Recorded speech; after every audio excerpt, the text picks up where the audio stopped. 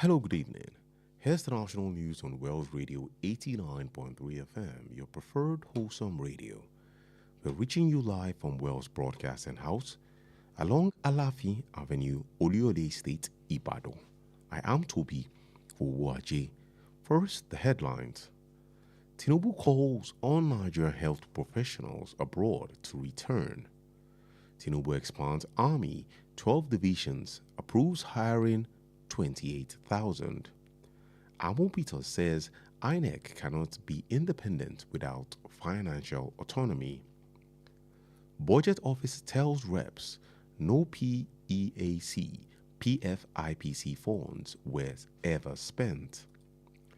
Atiku faults Obasanjo over bribery claim, demands evidence. Those are the headlines, now the news in detail.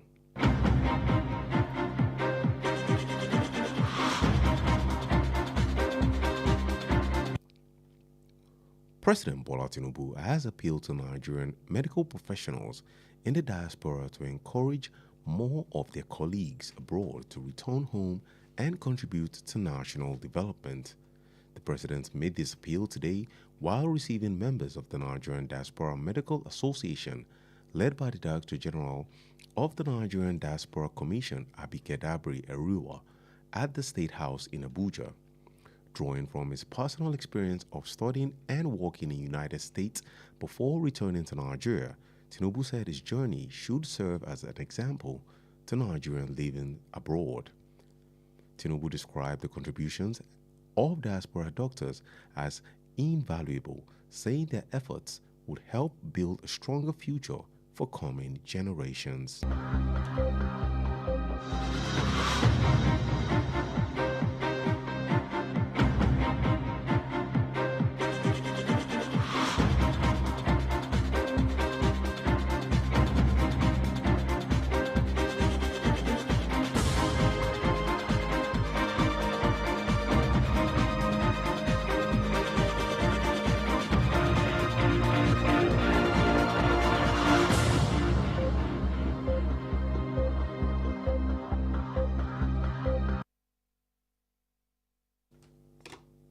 President Bola Tinubu has approved the expansion of the Nigerian Army from 8 to 12 divisions and the recruitment of 28,000 additional military personnel.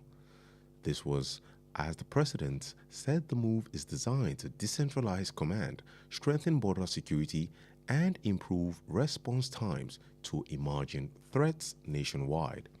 In a statement signed yesterday, the special advisor to the president on information and strategy, Bayo Ononuga, the presidency said the expansion would see 4 new divisional headquarters established in Makurdi, Ilorin, Jalingo, and Benin City. Under the new 12 division structure, Ononuga said that the Nigerian Army will be deployed as follows: 1. Division headquarters in Kaduna, I beg your pardon. 2nd, division headquarters in Ibadan.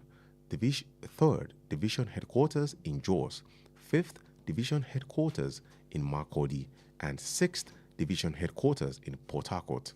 There would also be 81 division headquarters in Lagos, 82 division headquarters in Enugu, and 83 division headquarters in Benin City. The presidency further revealed that the 4 new divisional commands will significantly improve command and control, decentralize operational decision-making, enhance counterinsurgency and internal security operations, strengthen border security, and ensure faster military response to emerging threats.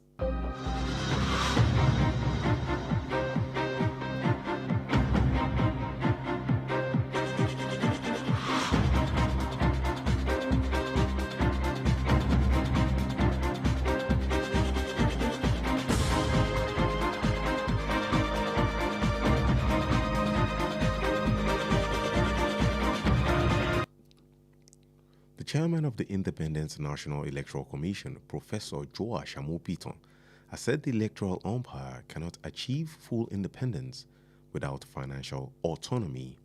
He warned that the reliance on the regulatory budgetary process could weaken its ability to conduct free, fair, and credible election. Amopito said granting INEC greater control over the finances was critical to strengthening the Commission's operation and improving public confidence ahead of the 2027 general elections. The INEC chairman argued that although the Constitution provides for the Commission's funding through the Consolidated Revenue Fund, the existing arrangement does not guarantee true financial independence because INEC still depends on the normal appropriation process.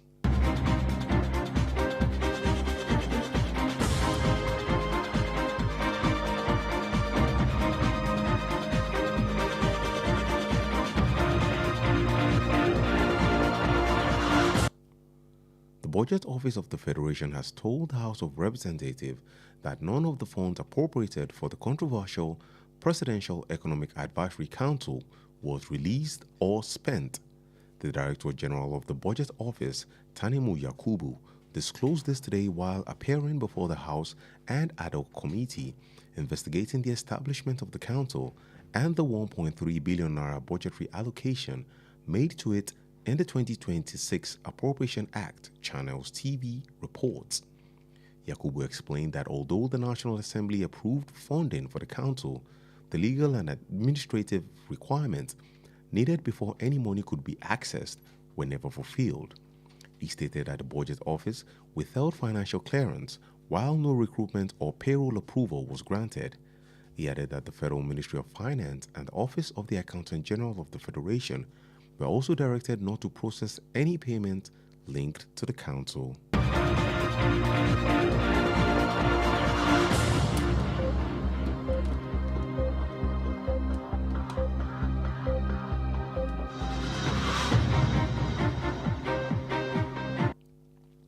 Former Vice President and presidential candidate of the African Democratic Congress ADC, Atiku Abubakar, has strongly criticized former President Olusegun Obasanjo over fresh allegations against him, describing them as an attempt to rewrite history and gain political advantage ahead of the 2027 election.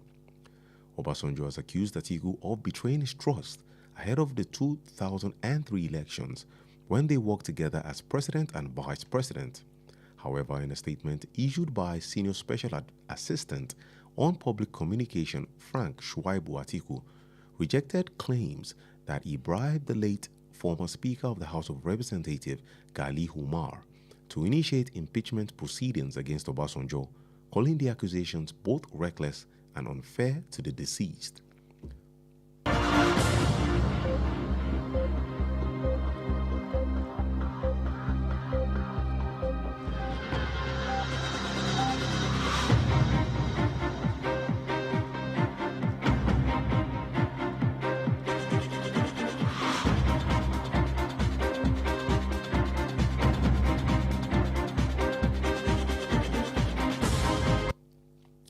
Wells Radio Media Academy has graduated its fifth set of media trainees in a bid to train professional broadcasters and inspire a brighter future for Nigerian mass media. The passing out ceremony, which took place at Wells Broadcasting House, Alafin Avenue, Oluyole Estate, Ibadan, also featured Academic Excellence Award as outstanding trainees were honored for their exceptional performance during the course of the training. Speaking at the event, the Chief Executive Officer of Wells Radio Evangelist, Mrs. Lillian Badimosi, represented by Pastor Chuks Unwanjuku, urged graduates to make professionalism and integrity their watchword. Also speaking at the graduation ceremony, the General Manager of Wells Radio, Mr. Ayo Emmanuel Ojo, said the purpose of the Media Academy is to produce outstanding radio broadcasters in the midst of a polluted media space.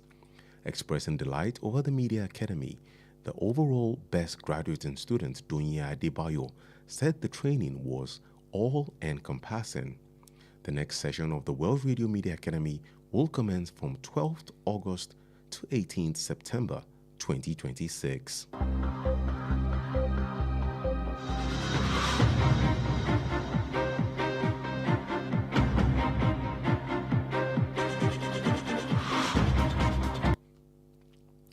And that's it on the national news for tonight. Before we end the news, here are the highlights. President Bola Tinubu has appealed to Nigerian medical professionals in diaspora to encourage more of their colleagues abroad to return home and contribute to national development. President Bola Tinubu has approved the expansion of Nigerian Army from 8 to 12 divisions and the recruitment of 28,000 additional military personnel. The chairman of the Independent National Electoral Commission, Professor Joash Amopitan, has said the electoral umpire cannot achieve full independence without financial autonomy. The Budget Office of the Federation has told the House of Representatives that none of the funds appropriated for the controversial Presidential Economic Advisory Council was released or spent. Former Vice President and presidential candidate of the African Democratic Congress ADC, Atiku Abubakar, has strongly criticized former President Olusegun Obasanjo over fresh allegations against him, describing them as an attempt to rewrite history and gain political advantage ahead of the 2027 elections. The bulletin was compiled and edited by Kunle Olowu. Stay connected with us on all social media platforms at Wells Radio 893. Also like our Facebook page at Wells Radio 893 FM fan page. You can listen live via our website www.wellsradio893.com. Also call or WhatsApp Wells Radio Newsroom on 091 6893 2000. That is 091 6893 2000 for any eyewitness account. I am Toby Owuaji. Thank you for listening and God bless you.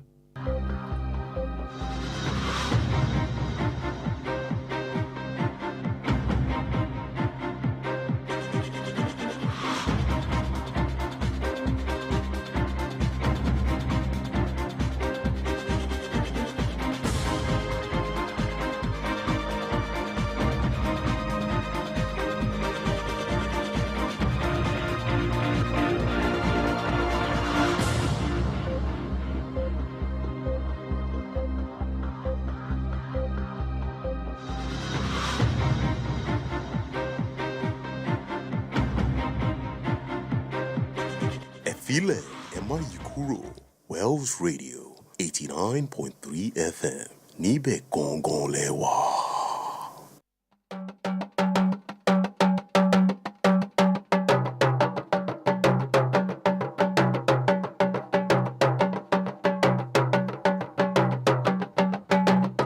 Ẹ káalẹ́ o, àkójọpọ̀ ìròyìn ilé wa ló dé ti gbọ̀ yín láti ìkànnì kànga. Wells Radio 89.3 FM tí a kalẹ̀ sí òpópónà Aláàfin Avenue, Olúyọ̀lé Estate, Ìbàdàn. Oyè Ọlọ́run Adégòkè ni oníròyìn yín. Ṣáájú ẹ gbọ́ àwọn kókó tó wà nínú ìròyìn náà. Tinubu ti kéde wípé àwọn akọ́ṣẹ́mọṣẹ́ onímọ̀ ṣègùn òyìnbó àti onítọ́jú ìlera lórílẹ̀‐èdè Nàìjíríà, àwọn tán fi òkè òkun ṣebùgbé, wípé kí wọ́n padà wá sí ilé. Tinubu ṣe ìmúgbòòrò iléeṣẹ́ àwọn ọmọ ológun, ó sọ di ìpín igun 12, ó tún wá buwọ́lu ìgbàwọlé síṣẹ́ àwọn 28,000 ọmọ ológun tuntun. Amúpìtàn ló ti fọ̀rọ̀ léde lórí bí àjọ INEC kò ṣe lè dá dúró bí olómìnira láìsí ìṣúná tiwọn lọ́tọ̀. Ilé-iṣẹ́ tó ń rí sí ètò ìnáwó wọ́n sọ̀rọ̀ fún ilé aṣojú-ṣòfin wípé kò sí owó kankan tó jẹ́ níná fún àjọ PFIPC. Àtíkù dẹ̀bi sórí Ọbásanjọ́ lórí ẹ̀sùn owó àbẹ̀tẹ́lẹ̀, ó béèrè fún ẹ̀rí. Ní báyìí ẹ gbọ́ ìròyìn náà lẹ́kùnrẹ́rẹ́.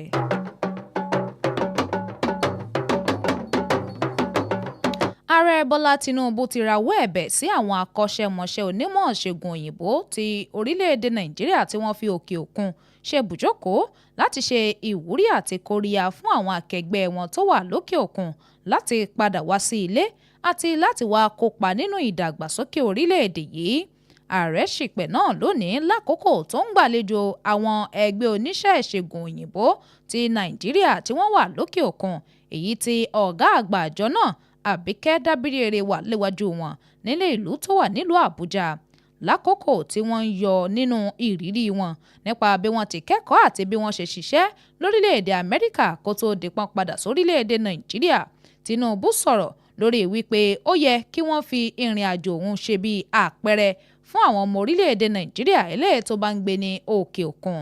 Ààrẹ Tinubu tẹ̀síwájú láti ṣàpèjúwe ìdásí tó ń ti ìkópa àwọn dókítà èyí tó fi ilẹ̀ òkèèrè ṣe bùjókòó gẹ́gẹ́ bí ohun tó ṣe pàtàkì pẹ̀lú wípé akitiyan wọn ò ní yóò ṣe ìrànlọ́wọ́ láti lè kọ́ ọjọ́ ọ̀la eléyìí tó lágbára fún àwọn ìran tí ń bọ̀ lẹ́yìn.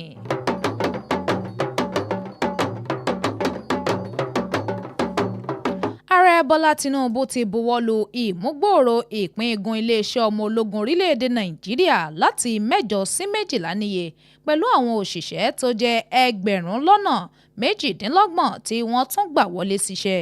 Ọ̀rọ̀ ọ̀hún ló wáyé bí ìjọba àpapọ̀ ṣe ṣàlàyé ìgbésẹ̀ wọn lórí àfikún okun ètò ààbò ẹnu ìloro orílẹ̀-èdè yìí àti ìmúdára èsì ní àkókò tó yẹ lórí àwọn ìdúkòokò tó bá ń ṣẹyọ jáde lórílẹ̀-èdè Nàìjíríà.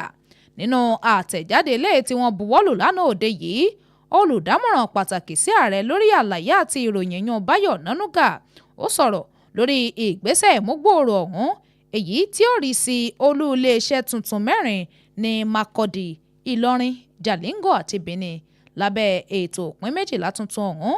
Ọ̀nànúgà fọ̀rọ̀ léde lórí bí wọ́n ṣe tú àwọn ọmọ ológun síta sí olú iléeṣẹ́ nígun-nígun èyí tó wà ní Kaduna, olú iléeṣẹ́ yìí tó wà ní Ìbàdàn, ti Jos, Makurdi àti ti Port Harcourt tó fi mọ́ igun olú iléeṣẹ́ 81 nípínlẹ̀ Èkó, 82 ní Enugu àti 83 ní Benin. Ìjọba àpapọ̀ wá tẹ̀síwájú láti ṣàfihàn wípé ẹ̀ka àpàṣẹgun 4 tuntun ọ̀hún yóò máa ṣe àkóso àti iṣẹ́ ẹ̀ka àpàṣẹ bó ti yẹ tó fi mọ́ ìpinnu ṣíṣe, ìmúdára iṣẹ́ wọn lòdì sí ìṣẹ̀lẹ̀ gbọmọgbọmọ, ètò ààbò abẹ́nú, àfikún okun ètò ààbò ẹnu ìloro ìlú àti ìmúdára èsì àwọn ọmọ ológun lójú ẹsẹ̀ lórí àwọn ìdúnkookò eléyìí tí ó bá ń ṣẹ́rí jáde. Alága àjọ olómìnira tó ń rí sí ọ̀rọ̀ ètò òdìbò lórílẹ̀‐èdè yìí, ọ̀jọ̀gbọ́n Toash Amupitan ló ti fọ̀rọ̀ léde bí àjọ náà kò ṣe ní lè ní òmìnira eléyìí tó yẹ ní kíkún láìsí ètò gbígba owó wọn lọ́tọ̀ èyí tí yóò dènà mọ́ lílà lé wọn lọ́wọ́. Ó ṣe ìkìlọ̀ lórí dídára dé ètò ìṣúná eléyìí tí wọ́n ń lò lọ́wọ́ àti bó ṣe lè mú àdínkù bá agbára wọn láti ṣètò ìdìbò ní déédé àti nínú òtítọ́. Amupitan sọ̀rọ̀ nípa fífún àjọ INEC ní àkóso lórí ìṣúná tiẹ̀ èyí tó ṣe pàtàkì láti fi kún okun iṣẹ́ àjọ náà àti ìmúdára ìgboyà ìlú. Nínú wọn náà ni wọ́n sọ̀rọ̀ ṣáájú pé kó ṣe ìgbésẹ̀ ọ̀hún kó ṣẹlẹ̀ ṣáájú ètò ìdìbò gbogbogbò tọdún 2027.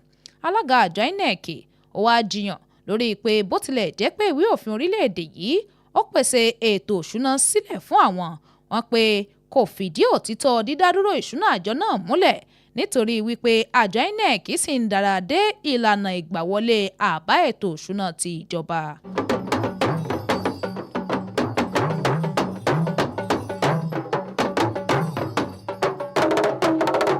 Iléeṣẹ́ tó ń rí sí ètò ìnáwó orílẹ̀-èdè yìí náà ti fọ̀rọ̀ léde fún ilé ìgbìmọ̀ aṣojú-ṣòfin wípé kò sí owó kankan eléyìí tí wọ́n yà sọ́tọ̀ fún àjọ ayédèrú PFIPC tó tẹ àjọ náà lọ́wọ́ tàbí tí àjọ ọ̀hún rí ná. Ọ̀gá àgbà iléeṣẹ́ tó ń rí sí ètò ìnáwó Tanimu Yakubu ló fọ̀rọ̀ náà léde lónìí ní àkókò tó yọjú síwájú ìgbìmọ̀ tẹ̀ẹ́kótó àwọn tí wọ́n ń ṣèwádìí lórí ìdásílẹ̀ iléeṣẹ́ náà àti owó kan tó jẹ́ bílíọ̀nù kan náírà ó lé mẹ́ta èyí tí wọ́n pé wọ́n yà sọ́tọ̀ fún àjọ náà nínú àbá ètò òṣùná ọdún 2026 gẹ́gẹ́ bí iléeṣẹ́ ìgbóhùnsáfẹ́fẹ́ Channels ti ṣe fi léde. Yakubu ṣàlàyé ọ̀rọ̀ pé bó tilẹ̀ jẹ́ pé ilé aṣòfin buwọ́lu ìṣúná náà fún àjọ ọ̀hún kò ṣalábàápàdé àwọn ètò òfin eléyìí tó yẹ àti èyí tí wọ́n nílò láti fi sílẹ̀ kó tó di wípé wọn ò láǹfààní sí owó ọ̀hún. Wọ́n tẹ̀ wájú nínú ọ̀rọ̀ lórí bí owó ọ̀hún kò ṣe jáde àti bí wọn kò ṣe fọwọ́ sí ìgbanisíṣẹ́ tàbí ètò sísan owó oṣù kankan tó ń ti ìtọ́ka sí pé iléeṣẹ́ ìjọba àpapọ̀ tó ń rí sí ètò ìṣúná àti iléeṣẹ́ olùṣírò owó àgbà orílẹ̀-èdè yìí wọ́n pàṣẹ fún àwọn náà láti má ṣètò sísanwó kankan bó ti wù ó mọ́ tó bá ní í ṣe pẹ̀lú àjọ ọ̀hún. igbákejì ààrẹ tẹ́lẹ̀ rí àti olùdíje dupò ààrẹ nínú ẹgbẹ́ òṣèlú ADC Àtíkù Abubakar ló ti bu ẹnu àtẹ́ lu ààrẹ tẹ́lẹ̀ rí Olúṣẹ́gun Ọbásanjọ́ lórí ẹ̀sùn tuntun èyí tó fi kàn án. Ó ṣàpèjúwe ọ̀rọ̀ rẹ̀ bí ìgbìyànjú láti tún ìtàn kọ àti láti jèrè àǹfààní òṣèlú ṣáájú ètò ìdìbò ọdún 2027. Ọbásanjọ́ ló fẹ̀sùn kan Àtíkù fún pé ó dalẹ̀ ìfọkàntán òun ṣáájú ètò ìdìbò ọdún 2003 lákòókò tí wọ́n jọ ṣiṣẹ́ pọ̀ gẹ́gẹ́ bí ààrẹ àti igbákejì ààrẹ. Ẹ̀wẹ̀, nínú àtẹ̀jáde látọ̀dọ̀ amúgbálẹ́gbẹ̀ẹ́ pàtàkì lórí ìbára ìlú sọ̀rọ̀ Frank Shahibu, Àtíkù ó kọ̀ jálẹ̀ sí gbogbo ọ̀rọ̀ náà lórí wípé ó fún alukoro tẹ́lẹ̀ rí nílé aṣojú-ṣòfin Gali Umar Abba ní owó ọ̀bọ̀bẹ́ yún àbẹ̀tẹ́lẹ̀ láti ṣètò ìyọnípò Ọbásanjọ́. Ó wípé ẹ̀sùn náà ó jẹ́ ohun tí kò yẹ bẹ́ẹ̀ tí kò sì tọ̀nà sí aláìsí.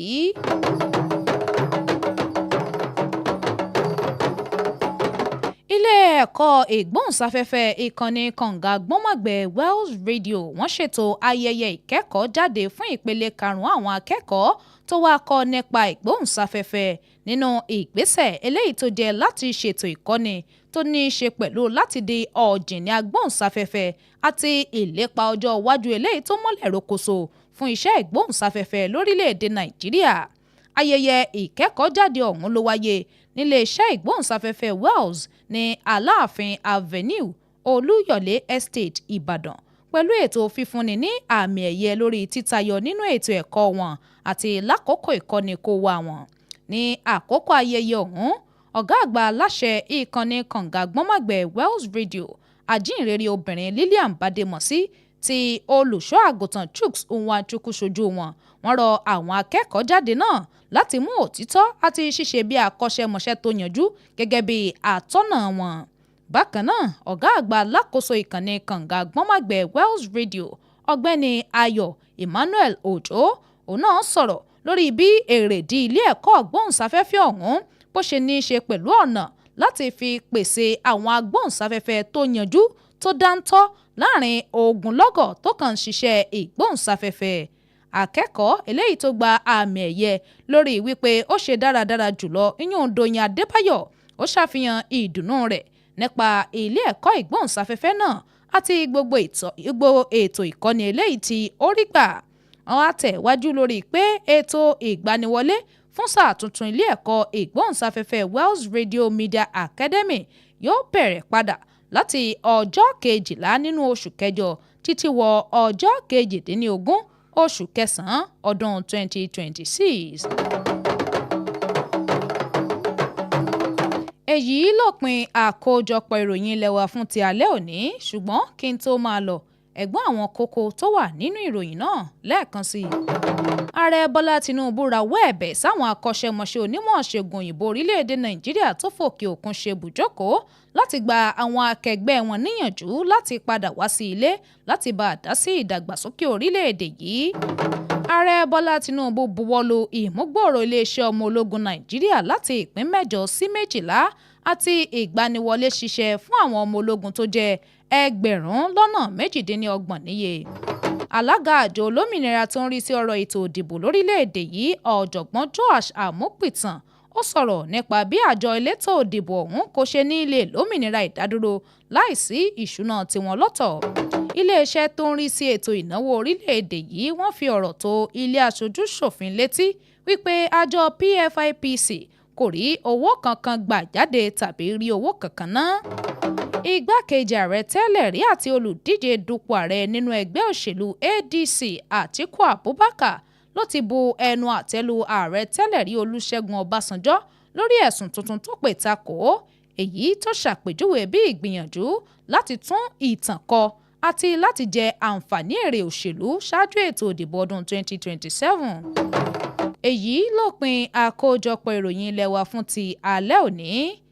Àkójọpọ̀ àti àtúntò ìròyìn náà ló wáyé látọwọ́ Kúnlé Olówù.